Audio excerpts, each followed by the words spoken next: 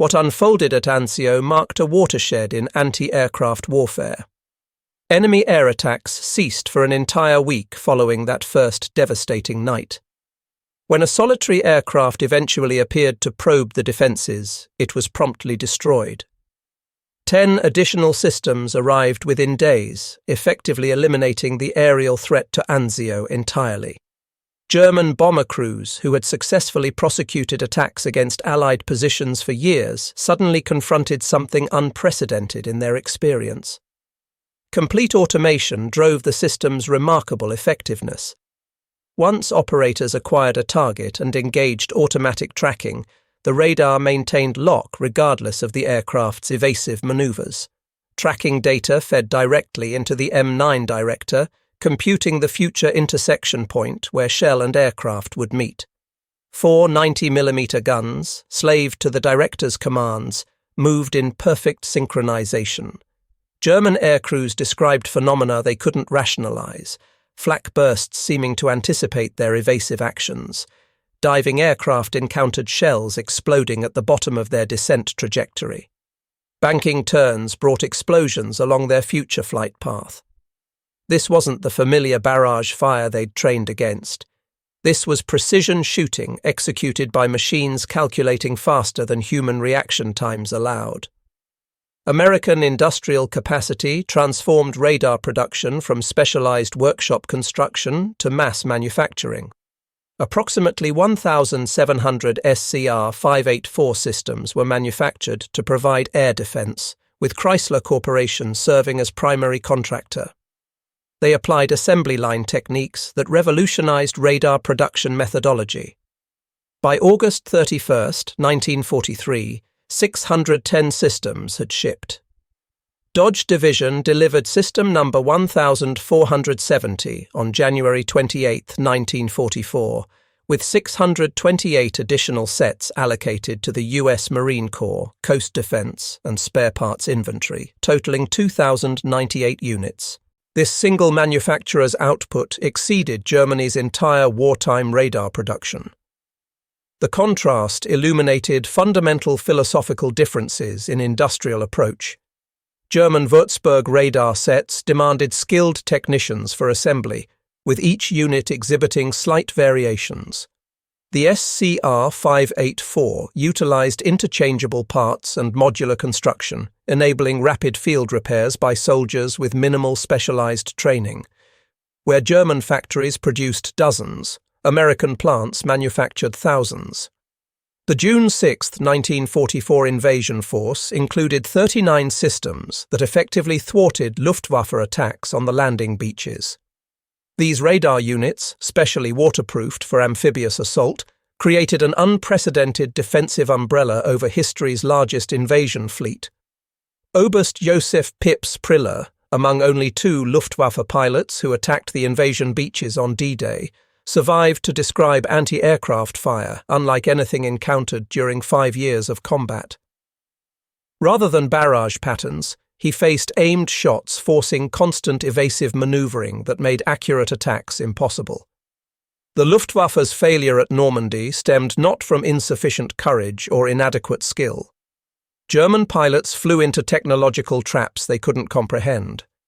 The few survivors reported identical phenomena witnessed at Anzio, anti-aircraft fire seemingly reading their intentions, predicting maneuvers before execution commenced.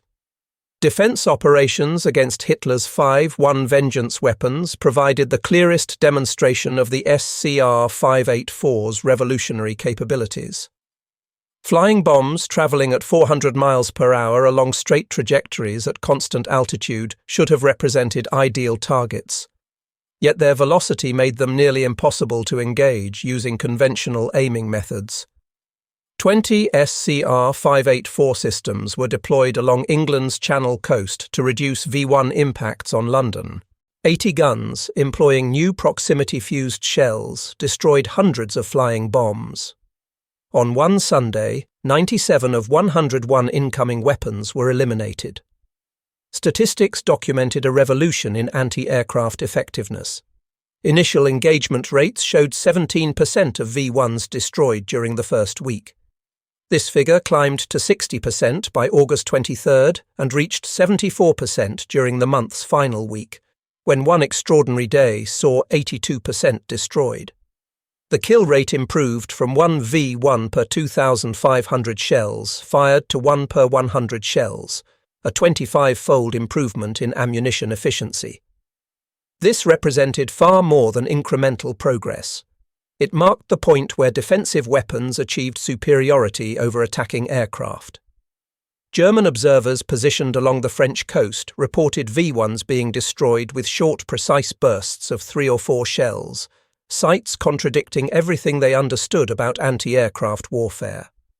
German failure to identify the SCR-584 threat originated from fundamental scientific miscalculation. In January 1943, German radar experts, led by Professor Abraham Esau, convinced the High Command that centimetre-wave radar was physically impossible.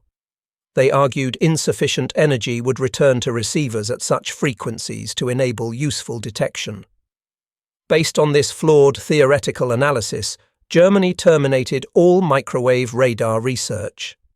When German forces captured a British H-2S radar in February 1943 and discovered it operated on centimetre waves, the revelation came too late. Germany had already fallen years behind in microwave technology, a gap proving impossible to close during wartime conditions. German intelligence consistently misinterpreted mounting evidence of Allied radar superiority. Pilot reports describing impossible anti-aircraft accuracy were attributed to improved training, superior optical sights, or simply increased gun numbers. The possibility that Americans had achieved automatic radar tracking at microwave frequencies remained beyond German conception until late 1944. Throughout 1944, Luftwaffe electronic warfare units operated equipment designed for an earlier conflict. The Fu-G-227 Flensburg detector searched frequencies between 170 and 220 MHz. The Fu-G-350 Naxos covered 2,500 to 3,750 MHz, closer to the SCR-584's operational range, but still unable to reliably detect its emissions. More fundamentally, German radar detectors were designed to identify search radars sweeping beams briefly across aircraft. The SCR-584's conical scanning, maintaining continuous lock on individual targets, produced emission patterns German equipment didn't recognize as threatening. Luftwaffe crews flew into radar-guided death traps while warning receivers remained silent. Chrysler Corporation's production system, designated SCR-584, operated in conjunction with heavy anti-aircraft batteries of 4 90mm guns, British-invented IFF identification friend or foe units, power sources, and M9 gun directors. Each component represented American engineering superiority. The cavity magnetron generated 300 kilowatts of microwave power, more than entire German radar installations produced. Servo mechanisms for automatic tracking achieved precision German industry couldn't replicate. The M9 director performed ballistic calculations that would have required teams of human computers. Integration of these technologies into unified weapon systems represented conceptual leaps German military thinking hadn't achieved. Designated as the SCR-584 anti-aircraft gun laying system, approximately 1,500 units saw service across Europe and the Pacific beginning in early 1944. Each system could track aircraft traveling at 600 miles per hour, faster than any operational aircraft in 1944, providing future-proofing that proved valuable when German jets appeared. By mid-1944, the Luftwaffe confronted a crisis of unsustainable attrition. Galland reported Luftflotte Reich lost 38% of fighter pilots during April 1944, while Luftflotte 3 lost 24%. Altogether, Germans lost 489 pilots, including 100 officers, while training centres forwarded only 396 replacement pilots, including 62 officers. These losses weren't solely attributable to air combat. Increasingly, experienced pilots fell to anti-aircraft fire exhibiting impossible accuracy.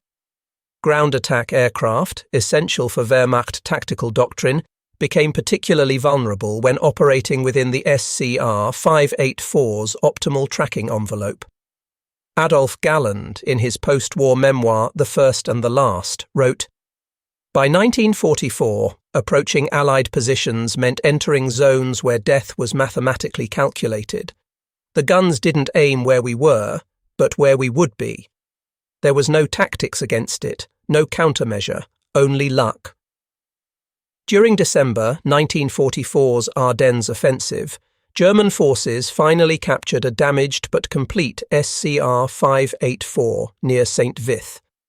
Dr. Hans Plendl, Germany's leading radar expert, led the technical examination.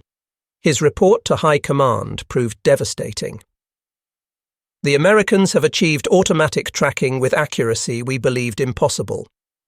They operate on wavelengths we cannot detect or jam with existing equipment. Most significantly, they mass-produce these systems while we struggle to build laboratory prototypes. We are not months behind. We are years behind, with no possibility of catching up."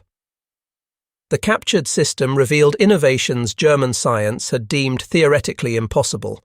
Automatic tracking maintaining lock despite target maneuvers, electronic computation of three-dimensional firing solutions, seamless integration of radar, computer and weapons systems.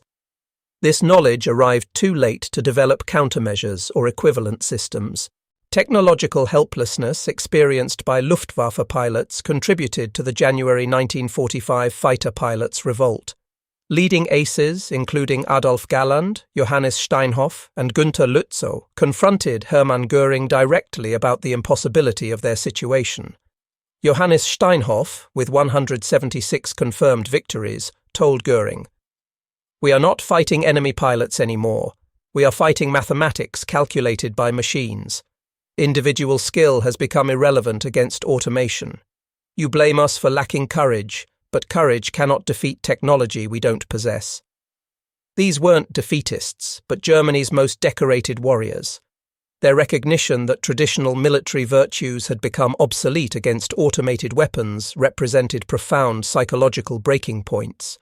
Göring's response, relieving Galland of command and threatening courts-martial, demonstrated leadership's inability to accept technological reality. Even the revolutionary Me-262 jet fighter provided no escape from SCR-584 directed fire. The jet's 540 miles per hour speed, rendering them nearly untouchable by Allied fighters, meant nothing to radar systems designed to track targets at 600 miles per hour. Oberstleutnant Heinz Baer, one of Germany's most successful jet pilots, reported after the war, "We believed our speed would protect us from flak. Instead, we discovered the American guns tracked us perfectly. The shells arrived exactly where we would be. Speed only meant less time to evade. We lost several jets to anti-aircraft fire that exhibited impossible accuracy." The SCR-584's ability to track and destroy jet aircraft demonstrated American foresight that German planning lacked.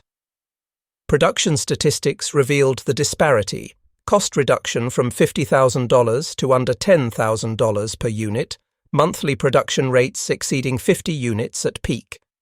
German production of Würzburg radar totaled approximately 1,500 units for the entire war. All German radar types combined reached approximately 4,000 units, each essentially hand-built with no significant cost reduction achieved and limited production capacity throughout the conflict. This disparity reflected deeper advantages in American industrial culture. The SCR-584 was designed for operation by drafted civilians with 6 weeks of training. German radar systems required engineers and technicians with months of specialized education. Beyond technical specifications, the SCR-584 demonstrated practical advantages amplifying its effectiveness. Setup and mobility allowed operational status within 30 minutes of arrival compared to hours for German systems. This mobility proved crucial in Italy's fluid campaign, where the SCR-584 provided immediate air defense for advancing forces. Weather independence enabled continued operation through rain, snow, and fog that blinded optical systems, while German radar performance degraded significantly in adverse weather. Maintenance simplicity through modular construction allowed component replacement by operators, whereas German systems required specialized technicians for even minor repairs. Crew requirements totaled 3 operators versus 8 for the German Würzburg Riese. Field Marshal Albert Kesselring testified after the war, "American radar-controlled anti-aircraft fire made our tactical air support impossible by early 1944. The Wehrmacht, which had pioneered combined arms warfare, found itself fighting blind while Allies observed everything from above. The campaign against V-1 flying bombs provided quantifiable proof of revolutionary advancement. Week 1 showed 17% interception rates using conventional methods. Week 4 reached 60%. Week 8 averaged 74% interception, with the best single day achieving 82%. Ammunition efficiency improved 25-fold. These statistics represented warfare's first instance where defensive guns achieved consistent superiority over attacking aircraft. The V-1, essentially a primitive cruise missile, flew predictable paths that should have made it an easy target.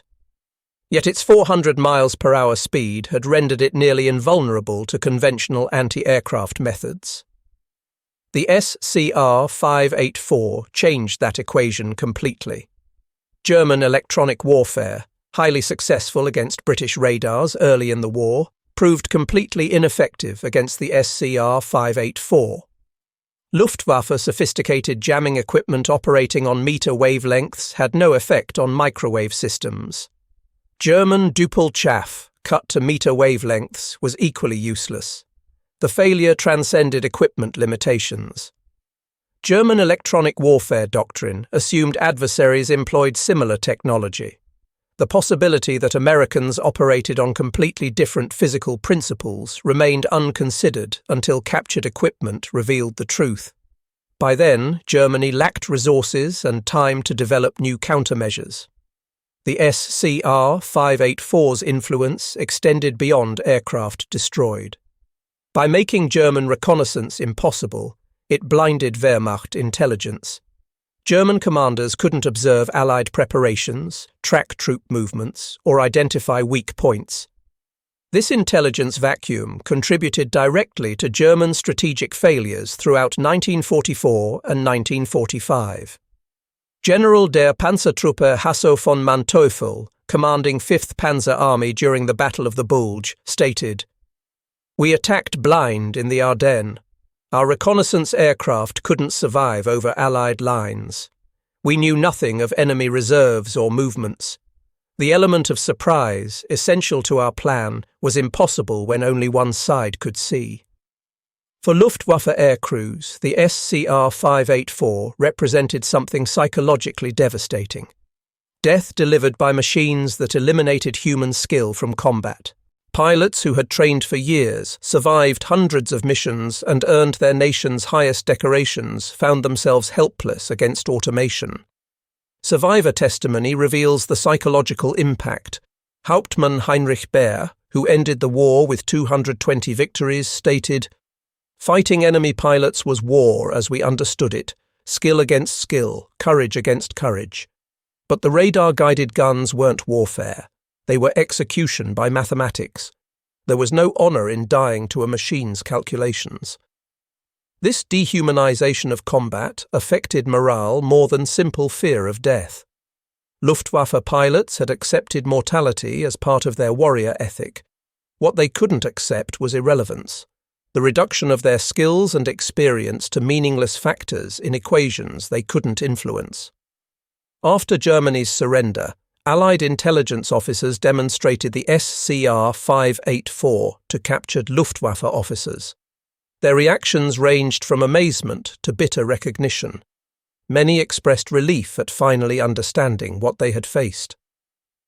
Dr. Wilhelm Runge, who had worked on German radar development, admitted in 1985, We dismissed every report that contradicted our assumptions about American capability. We created elaborate theories to explain impossible anti-aircraft accuracy rather than accept the simple truth. They had better technology. This arrogance cost thousands of lives. The German military's institutional inability to recognize American technological superiority stemmed from deeper cultural assumptions. The Wehrmacht, which had pioneered military innovation in the 1930s, couldn't conceive that American engineers had surpassed them. This blindness persisted even as evidence mounted throughout 1944. After the war, the radar was adapted for use in AN/MPQ-12 and AN/MPM-38 systems, including the U.S. Army Field Artillery Missile System MGM-5 Corporal. Principles established by the SCR-584, automatic tracking, computer-controlled prediction, systems integration, became fundamental to all subsequent air defense systems. Every modern surface-to-air missile system descends conceptually from the SCR-584. It proved that effective air defense required removing human reaction time from the engagement cycle. This lesson, learned through destruction of the Luftwaffe's combat power, shaped military technology development throughout the Cold War and beyond. While complete statistics remain elusive due to wartime record destruction, available data demonstrates the SCR-584's devastating effectiveness.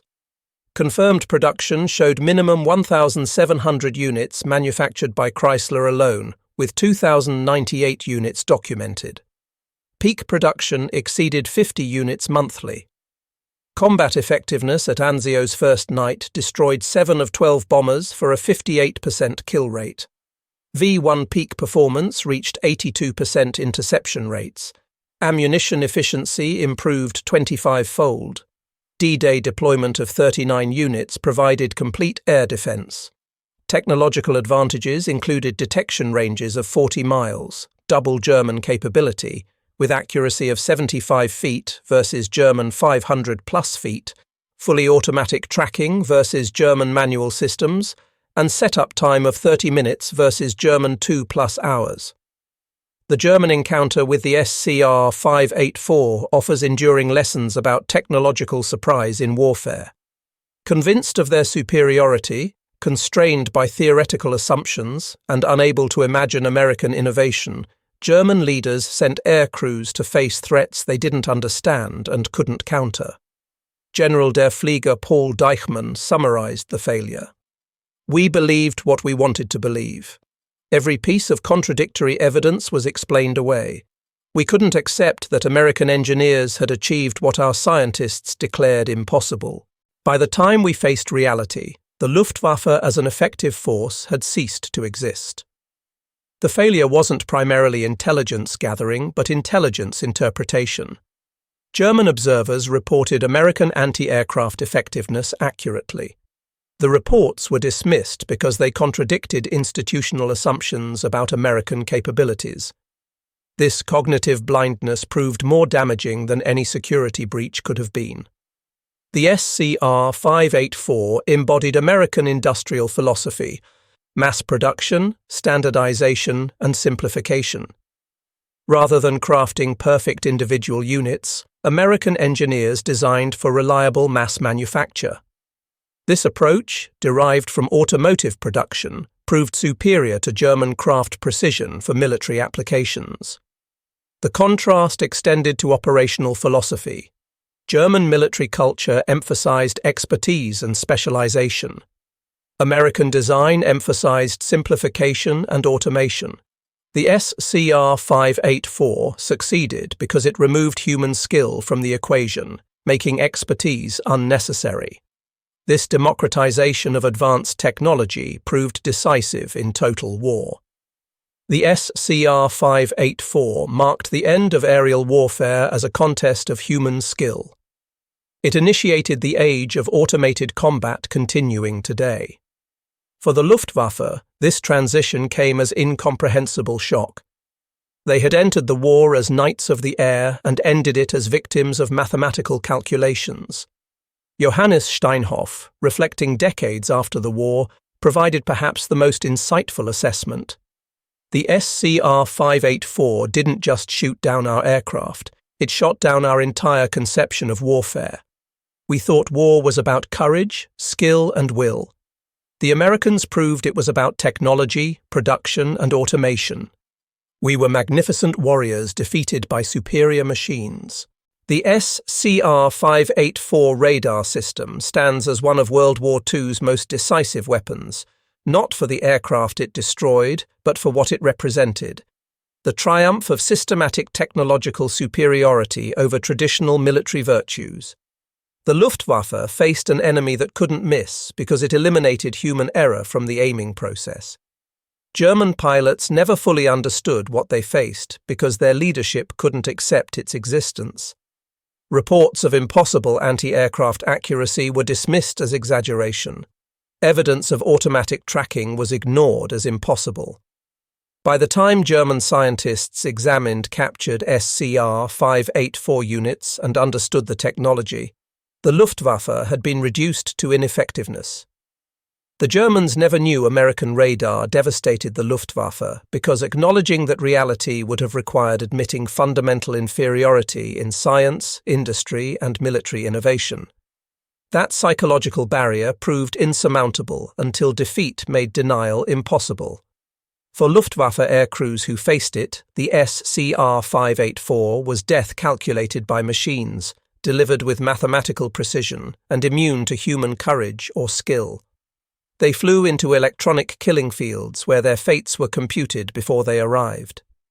The age of warrior pilots ended in skies over Europe, destroyed by American radar that tracked invisibly, calculated instantly, and killed automatically. The legacy of the SCR-584 extends beyond its wartime service. It established the template for modern air defense and proved that in technological warfare, the side that automates the kill chain wins. The Luftwaffe learned this lesson through destruction of its combat power.